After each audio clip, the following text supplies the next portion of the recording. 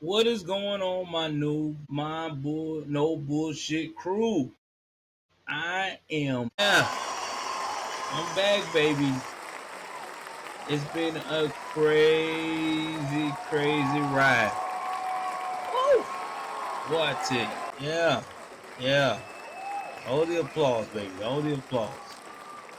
Yeah, man. I didn't give up on you guys, man. I just have had a wild week with my job and training. I'm almost done with, excuse me, I'm almost done with the training part on my job. Thank God. Scheduling is still be kind of crazy, but I'm still going to get you guys the stories. And let me tell you, I miss you guys, man. I really have. I missed all you guys. Still want to thank everyone for the support they've been giving me, whether it's donations, whether it's suggestions for new episodes, and we're slowly growing. I got a couple of shout outs from Notorious. I want to say once again, thank you for that shout out. Got a shout out from King Authors, Not My Brothers Keepers podcast. Thank you for always sharing my content when I get something new. Also, Melanated Mysteries. I really want to get Miss Renee Davis on my show one of these days for Melanated Mayhem. I love her voice, love how she tells these stories. I'm telling you, her and King Arthur, those two are, and nothing against their BTC collective, because they all are good at telling stories. So I'm not taking nothing away. I don't want you to take nothing away from them. But those two really put a comical slash telling it like it is retrospect of how your podcast should be if you're true crime. And then there's some people that just like being monotone true crime. I mean, I started out monotone, but listening to them, getting advice from them, kind of where I kind of got my game jazzed up. And I don't mind saying that that's what influenced me to be the way I tell my stories now a lot more. Man, so anyway, got merch on deck. I'm gonna get some holiday merch so y'all can try to support the channel. It'll be on my Instagram social page. You can't make this BS up. So I said my mic guys, sorry. Uh Check that page. It will be on there. I will try to get it out there. Support the merch. It'll be some nice things for the family. You can share with your family, friends, high quality merch. Just, we talking about true crime and all this stuff that goes with it. But besides all of that, man, I tell you, I got a story for y'all today. My God, I got a story for you. I know a lot of people is asking me when am I going to do the page stories, but I am. I'm going to get to that. I'm going to get to the page stories. I really am.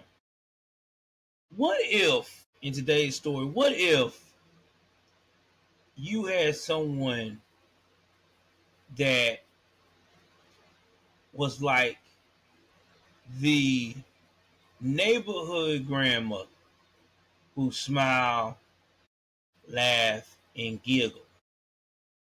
But there's also been a possibility that she has taken out 11 people in her circle without missing a step or missing a beat. How would you react to that? And would you even think that that's even possible? Oh, you are about to find out. Today, we are going into the world of Nancy Doss. Let's go. So, let's talk about Nancy Doss. Now, this story takes place back in the beginning of the 20th century. Yeah, that's right, gang. In the beginning of the 20th century, this is where this story takes place. All right. Now, let me go ahead on here and give y'all a rundown of how Miss Doss looks so you get an idea about how this Nancy Doss became the woman that made everybody turn head. It's on the right path. We go. Now I can go back to Getting it where you can see who this woman is. All right, now we are definitely, definitely cooking. We're gonna do it like this. I like this one. We're gonna try this before it change. All right. So today's story is about a woman named Nancy. Nanny is what everybody. This woman is a member of the community as a wife. She's a mother and a grandmother.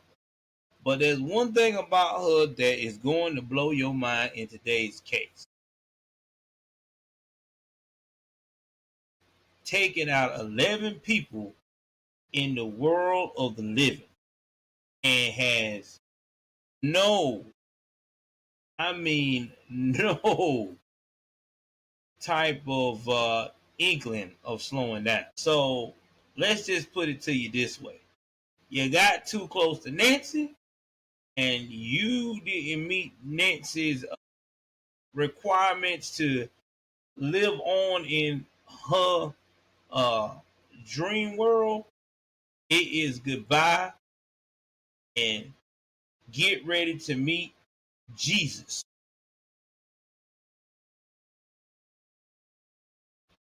If you know what I know, go ahead on, get your snack, Ritz crackers, or whatever you want to do like they did back in the day. They ate a lot of sardines and a lot of tuna and a lot of chicken salad. Put it on the side and let's talk about Miss Nancy Doss Hazel. Now, Nancy Doss, which we going to be calling her through this episode, Nanny, was born in 1905 as her maiden name was Nancy Hazel. Now, in the tiny town of Blue Mountain, Alabama. And when I say this is a tiny town, I don't know how many people is in there today, but we're about to look this up and see because, I always want to be able to give y'all a little idea of what Blue Mountain, Alabama is. So, Blue Mountain, Alabama, which is really referred to as Anniston, Alabama. Yeah, so it's not even a town anymore. It was like a community in Anniston, Alabama. So let's talk about Anniston, Alabama. Now, Anniston, Alabama is a small city that is was where the first settlement of James Jefferson Teague and Martha Golden. So they settled the area in 1828, and people started setting up shop right then. If you also know about Anniston, Alabama, it's near, not that far from Birmingham. Okay, and one thing about it, by Anniston is Anniston was located in Calhoun County, and is one of the places that one of the Freedom Riders buses was bombed. That's right. They bombed the bus.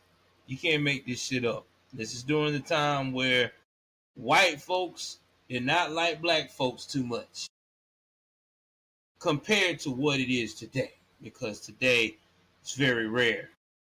And even if it was that type of party, believe me, you'll know it from today's notes. But anyway, Blue Mountain is like a community over there with them. And back in the 1900s, they had a small population of about 11,000 people.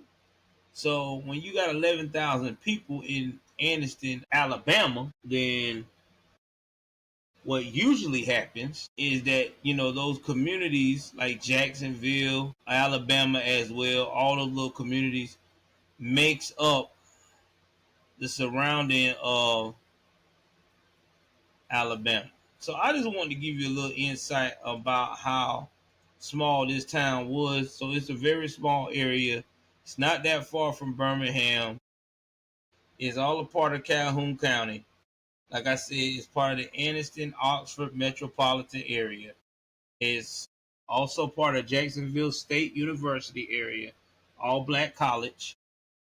If you check out Jacksonville State University, is a historical black college. I want to say that is what that is. I want to say that's a historical black college. I might be wrong. No, it's not. I'm sorry. I'm thinking about another college over there in Alabama, but it's not an all black college. But either way it goes, you get the drift. What we're talking about. So enough of the history. Let's get back onto this lady here. All right. So again, small population. Like when it got to 1910, this little community had about 500 people. Okay. Now, out of all of that, 7 of those people were actually part of Nanny's family. Now, Nanny was one of 5 kids born to Jim and Lou Hazel. Now, they called her daddy Papa Jim.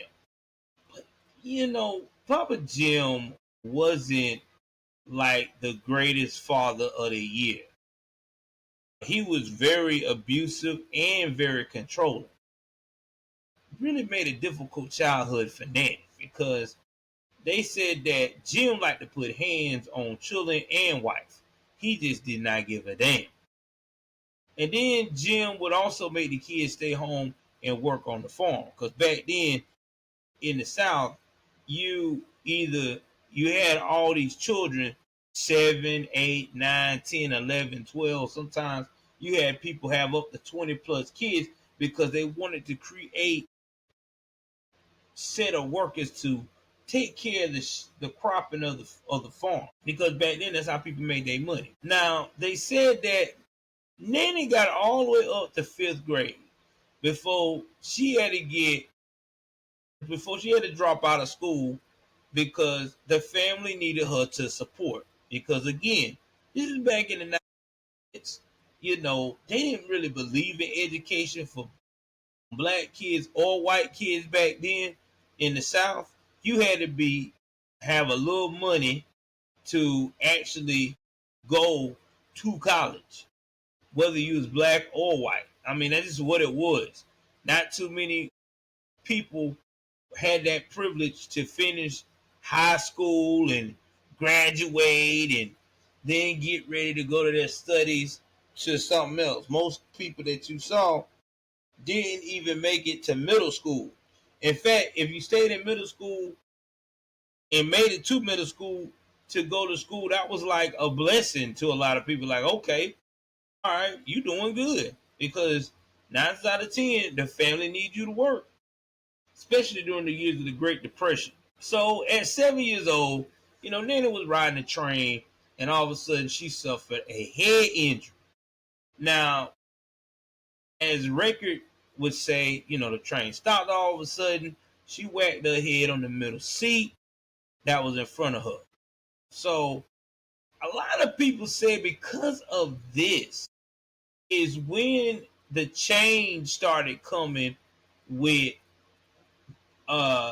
Nanny. Some people say that Nanny really started not being very reasonable when it comes to socializing and being logical, because they might have felt like that the front part of her head where she got that bruise from messed up the frontal lobe. Now, if you don't know what the frontal lobe is, the frontal lobe is like the CPU of your brain. You get what I'm saying? Like, it's the thing that controls. It's like the CPU slash driver of your brain. It's the one that process everything, how to handle everything, anything new, all that stuff. But unfortunately, she really started getting the real brunt of how her father could really be, because her home life was just hell. Now, again, like I told you before, her father was abusive. He was controlling. He like put them hands on her and her mama. He didn't play Papa Jim didn't take no shit. He was a bad, bad, bad man when it comes to that type of behavior. Now, he did not believe in and believe any woman should be wearing any dress clothes, you know, or dress, overly dressed to the point you showing your figure as a young girl. And then when she did got older, he made it very clear you will not put up this devil's powder on your face, this makeup. And he did not want her to go to no social events. You would go to no dances. You were supposed to go from work to home. And if I find you anywhere else in between, we gonna have a problem with my hands going on you again and again. So he basically reminds you of that overbearing, protective father that really just don't have no inkling idea that this is hurting her social status to be normal. But then again, this is in the early 1900s that they were taught and their mind was normal. So in 1921, Nanny now she's 16 years old. She is now working at a textile company in Anniston, Alabama. So Anniston, like I said, the larger town of all of the other towns that I just described near her. And she was able to find work. And when she did, she met a guy named Charlie Braggs. And they said Charlie was tall, he was handsome, he had lovely curls, and luckily for Nanny, he liked her immediately. Like Charlie, like her, I want this young thing. I want this thick meat. Now, I want y'all to know that Nanny was heavy set all her life. She was not in the standards of women of back in that era, where a lot of those women back in that era were very slim or very medium. They had no belly or anything like that. They were just very, you know, standard looking women. You may find a few that had curves, but most of the time they were medium sized women. Now, bigger women, on the other hand, was frowned upon back then because it looks like you didn't take care of yourself or you let yourself go. All right. So anyway, Charlie is on deck. He want his thick Nancy, aka Nanny. He is all over. And he went and she was like, okay, listen, Charlie, before we go any further, my dad really could be an asshole. And I want to make sure that it's okay for me and you to see each other without no smoke. And he was probably like, yeah, sure, I want to meet your dad. I think you'd probably be cool. Man, his dad instantly liked him. Like, all right, I like this guy. You can marry, you can chill with him. Well, that was because Charlie was the only son of a widow. He was still living at home with his mom. To Pop, her pop, he seemed like, a safety, a safe a little Chester cat. He had nothing to worry about, and he was respectable, and he felt like that. Okay, he ain't gonna have Nanny running out, making it, doing any trouble or doing anything crazy. So she decided that, you know what, since my dad like him like that, and we good to go, and I'm tired of being around my abusive father, she packed her stuff and, I mean, with the quickness, moved in to Charlie's house. So after that, as soon as they moved in, that's when Nanny and Charlie got married, right? And Nanny was still just 16 at the time. And you know what's crazy? Even today in Alabama, with your parents' permission, you can still legally get married in Alabama. Like I said, parental consent. And that was a lot to be done back in the day because that was like a rite of passage. Every parent wanted their child to be doing motherhood. That before the working woman became popular. Now they don't really say old Charlie was, but some of the sources I got basically put Charlie a little bit older than Nancy, but not that much. You know what I'm saying? So Nanny moves in with her husband, who, like I said, is Charlie and his mother, which has become her mother-in-law. And come to find out, she's starting to realize that this ain't no relationship. I'm in a relationship with you, myself, and your nosy ass mama. Because Charlie mama was just as controlling as her father. She wants to know everything. She didn't like this, didn't like that, teaching her to do this, teaching her how to do that. And then she got to the point, oh, you don't need to be working no more. You need to stay here and take care of me, girl. I got things that need to be done. And because of this, by the time Nanny got 22 years old, here she is stuck with 4 kids and got to be around this crazy woman all the time. So to relieve her brain, Nanny has started to drink and started to smoke. So, and let's talk about faithfulness was out the window. They both started having affairs in town with different people. And it just went from being a great union to just being god awful on God awful. Yeah, it became God awful. And all of this happened when in 1927, 2 of the daughters that she had mysteriously died. They fell ill and they just chucked it off as food poisoning. Now, I could tell you the name of her kids. Give me 1 second. Now, so anyway, they the couple had 4 children, but 2 of those children started to get. One of them got sick and passed away. Now, after this happened, that's when her and her marriage just got very dark and just folded like a sack of potatoes, man. So anyway, it seemed like that since this all went down with the child breaking out and this, that, and the third. And oh, by the way, when I said they always having affairs, I meant to add that too. Charlie would be gone for days and leave her in the house with the kids and his crazy mama.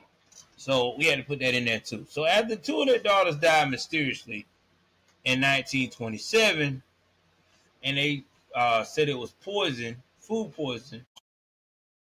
Rumors has it that Charlie felt like it was his wife that poisoned these kids, so he stopped eating any food that she prepared.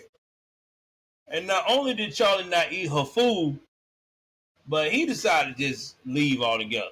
And he took their eldest daughter Melvina with him. But he said, "Look, the little baby, you can learn how to take care of that." But anyway, about a year goes by, and I guess Charlie had a change of heart because I guess Charlie might have got homesick. Maybe he missed his mom, or maybe he found out that the side piece that he was promoted to be his main piece was. So anyway, she was excited to see him. But there was a catch. Charlie was like, "Listen, I'm back to live with my mama, but I got someone that I met that is now the new love of my life." So that's when they were like, "Okay, you didn't come back for me. You didn't come back to try to make things right with children. You came back with your new woman so you can play house and everything else. I got you. Go ahead. You can have it." So that's when Nanny went, got their divorce, and she took her 2 surviving daughters and she moved back in with her parents. And she ended up getting a job at a cotton mill. As soon as that divorce wasn't even. All right, I'm about to drop this, y'all. Sorry. We're at the point now where Nanny is like so tired of this relationship, but she has not given up on love. Because Nanny, like the back in the day, a lot of these older grandmothers did do this. She liked to read them romance novels.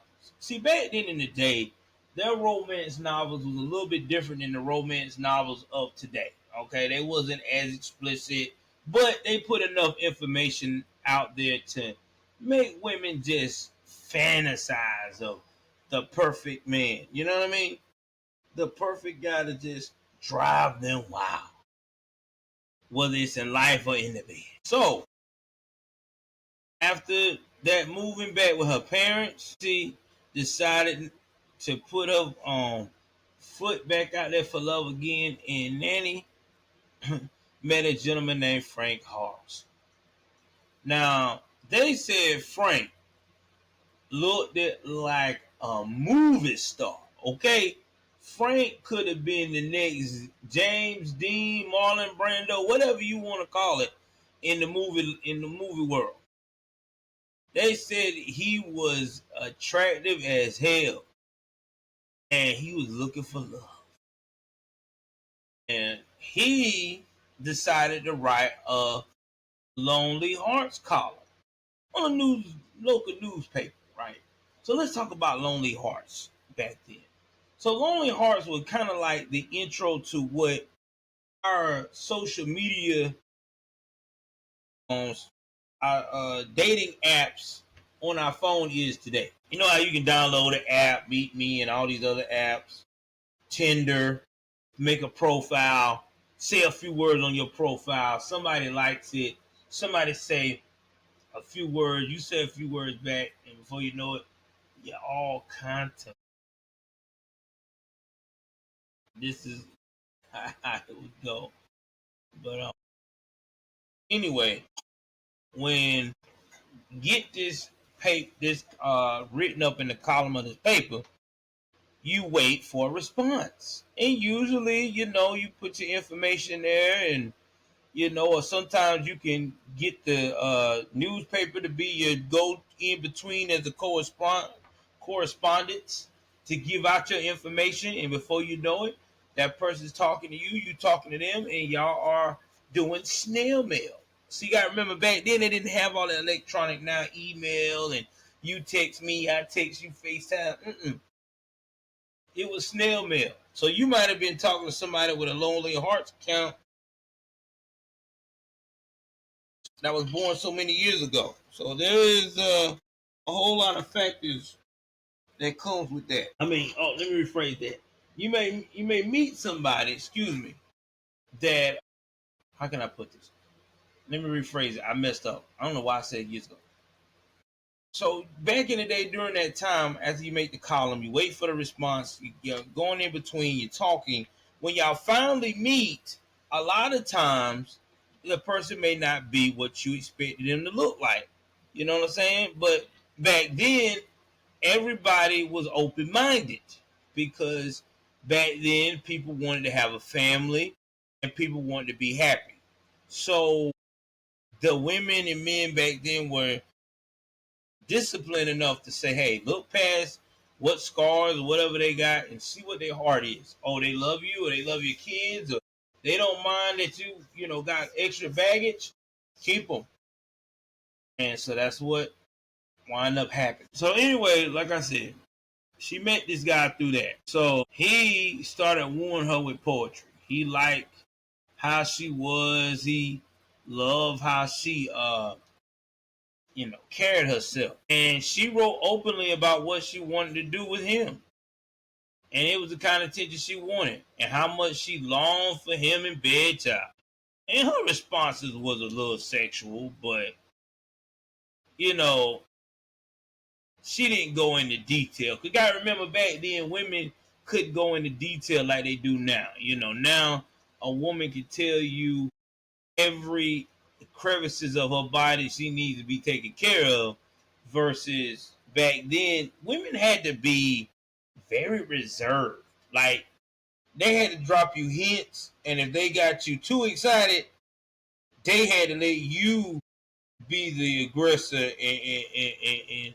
and lead the way. So that's why back then a lot of women just let their man be that bow of passion, that ooh, I gotta have you right here, right now type of guy. So anyway, with her being a little bit more risque than most women, like like I said, she was a little risque, not too risque. But let's just put it this way: before the time back then, women had to be PG-13, PG risque. She was PG-13 risque. So he liked that, okay. You being a little, drop a little subtle hints, hips and hints here and there. I got it. I think I'm in love with this one. So Frank and Nanny wound up getting married, which was less than 2 years after the death of her daughters and her divorce from Charlie. Now, she is on top of the world because finally now it looks like things are going as planned. You know what I mean? Like, okay, finally, I got over this hump. Things are looking good. I'm really going to really find the love of my life and live happily ever after.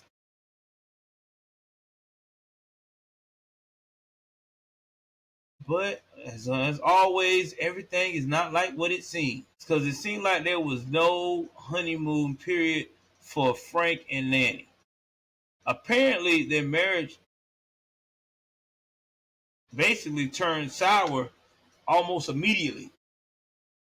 And the reason Frank was probably single is because he was an alcoholic and he had a bad temper. So she like, oh, so you didn't tell that in the ad. You didn't tell everybody that you was an alcoholic and you a straight ass. And then they say you couldn't take him to a bar. Every time you turn around, Frank getting arrested. They hauling his ass out. Just time when people see Frank, they do what it would, man. Frank here tonight. Oh hell, he gonna get in the fight with somebody. So, and on top of that, Frank like to put hands. He like to get handsy with Nanny. And I'm not talking about handsy as in being intimate either. Okay? He used to he liked to treat Nanny like he was auditioning for Fight Night 3. And then he would also like to threaten her kids too. Like, yeah, do something to me. Yeah, tell whoever you want to tell. I'll tell you one thing.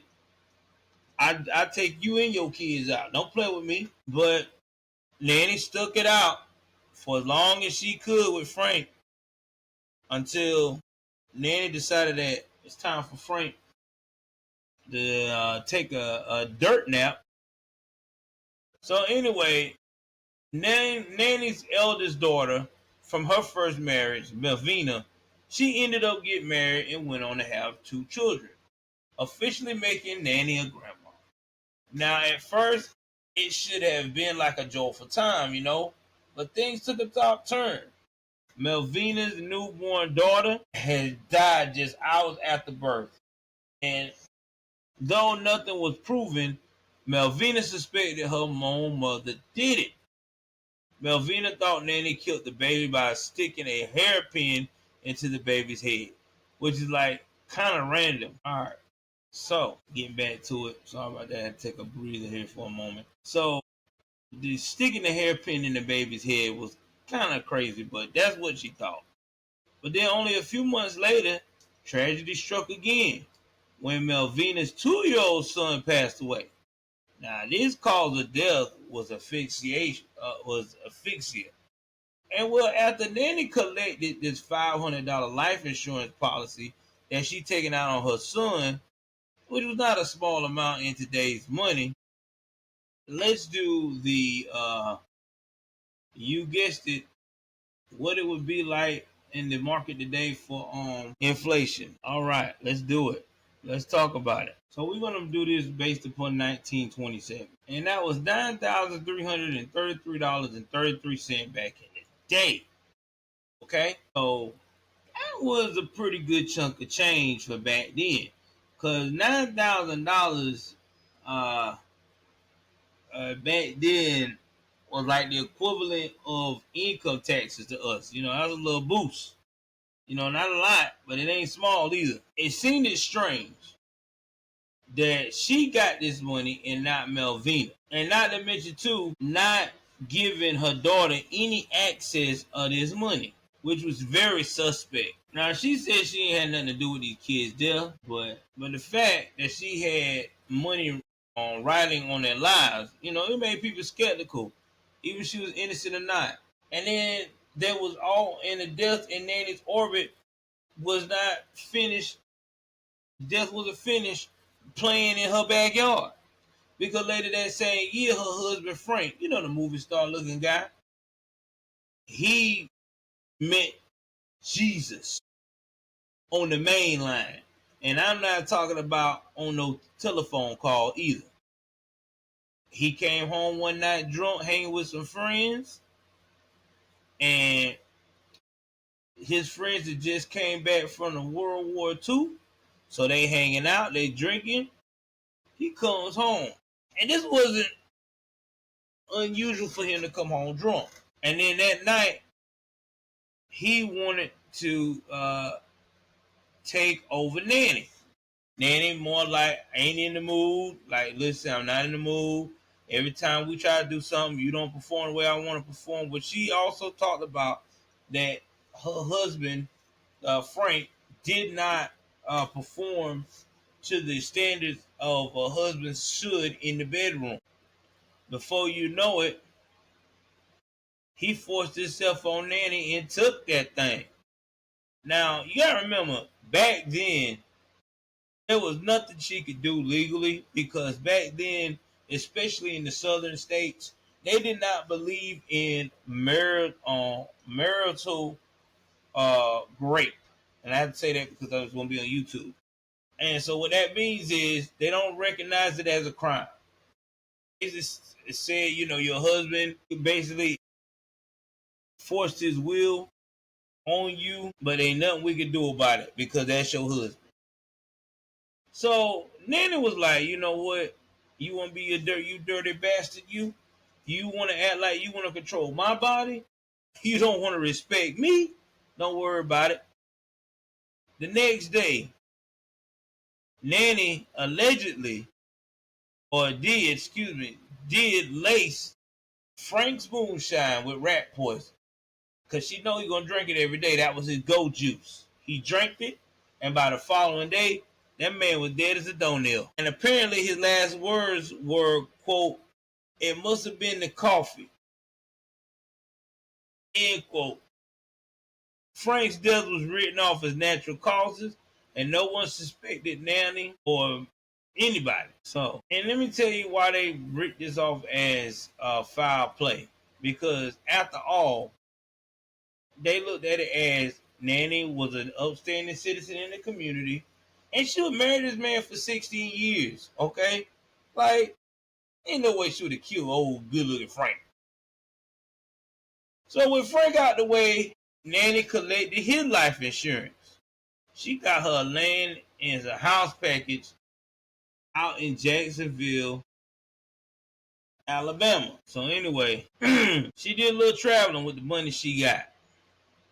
But after Frank's death, she wound up meeting another guy and marrying a guy named with the last name Hendricks. Now a lot of people can't really find a lot about this guy or what happened during that time. Soon she resurfaced in a small town called Lexington, North Carolina. And of course, they didn't move there for the scenery. She moved there for a man baby. She's in Arley Lanning. Now, just like before, the two had connected through a Lonely Hearts ad. And there's one thing about Nanny is that she ain't gonna waste no time to get this man locked and loaded. So by 1946, okay, you got 41-year-old Nanny married again. And this was barely a year after all this went down with her other children. And then again, that marriage became rocky. Because Arlie liked to drink and sleep with other women, which would make Arlie pack up and leave. And sometimes for months. The only time Arlie would hear from her when she sent telegraphs asking for money. All right, so while Arlie had this going on, Nanny just packed up and was leaving, right? and sometimes for months. And the only time he'll hear from her, she sent a telegram asking for money. So it wasn't. Now, one thing about Arlie is I can research. He was not handsy with her. He didn't believe in putting hands on her, but he just liked being with other women, okay, and getting drunk. So anyway, she just wasn't around him as often. But anyway, we're gonna stop this here because we're gonna get in more detail about more husbands dying on Mrs. Nanny Doss watch, and we're gonna even discuss how she finally got caught up and what happened to her in the end on part 2. With that being said, y'all, like, share, any suggestions, email me, and also to do me a huge favor, share this and support the podcast. Support. I cannot emphasize that enough. Until then, y'all know what it is. It's your boy Joel, and y'all know I'm out.